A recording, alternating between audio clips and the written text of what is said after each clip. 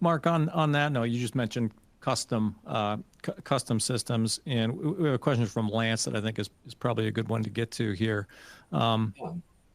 How are we approaching single-use consumable supply security, i.e. dual sourcing, when a lot of the mixers, et cetera, are not interchangeable between vendors?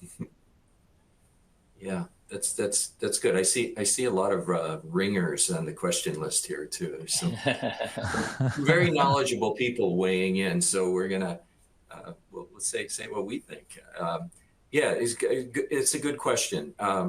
Dual sourcing, yeah, of course. If I'm going to buy, I don't know, tubing and a couple of connectors on the ends, I might be able to buy that from more than one place. As a single-use engineer, I've got double the qualification burden every time I dual source. So that was always a fun debate between me and my procurement colleagues in my last job. They wanted supply security, they wanted pricing, leverage, whatever else you get from doing multi-sourcing.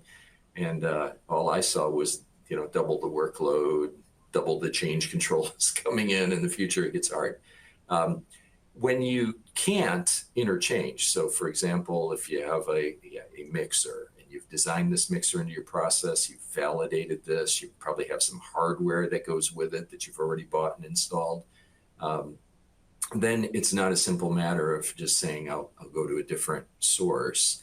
What you need is, I think, to begin with the end in mind and get some supply agreements in place, do some careful auditing, do some partnering with whoever's making the mixer you think you want to use in commercial manufacturing early on, so that everybody who's involved in bringing in that mixer every single batch, remember that's the big thing with single use, is every single batch you need new supplies.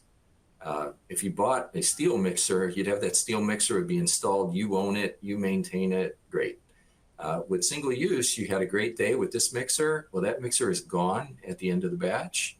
That's part of its advantage, but it's also a disadvantage. You got to get another one. And when you run into sourcing problems, it is a big problem. So you do the usual things there to address Lance's question. Try to partner well as early as you can.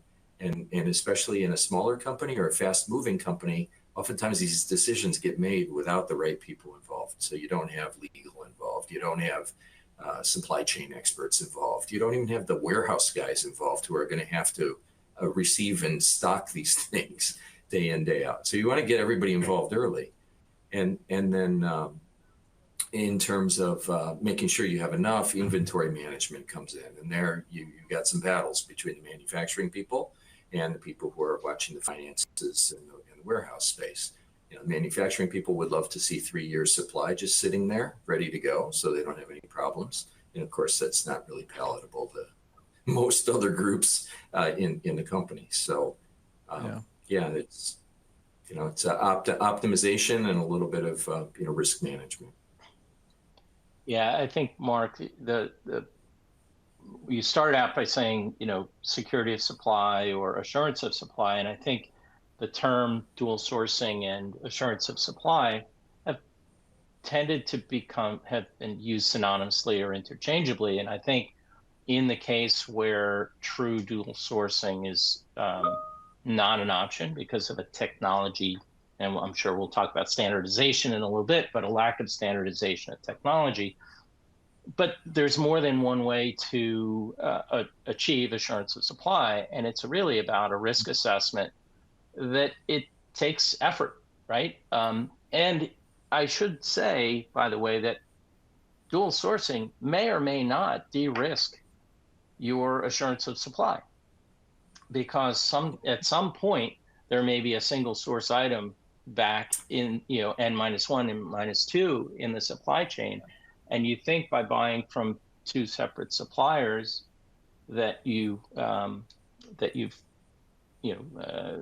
eliminated a risk, but at the end it's just one layer back behind a curtain, and it's not an effective risk mitigation activity. So I think it's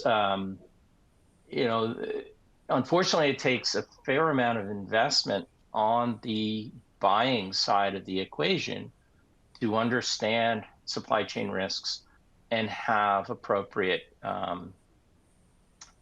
risk mitigation strategies built in. Sometimes it could be, as Mark said, an inventory approach, or maybe your supplier has two different manufacturing facilities and the risk you're mitigating against is a natural disaster. And so they're geographically separated, and that helps with your risk.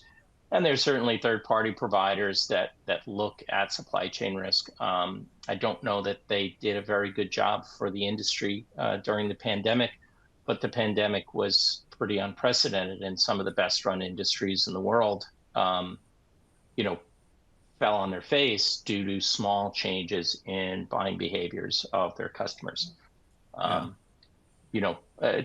hate to say it, but the reason toilet paper was a problem is because the big rolls and the small rolls sort of come from two different facilities, and so when you're not going to work anymore and you're buying it all at home, you only buy the small rolls, and the industry fell on its face.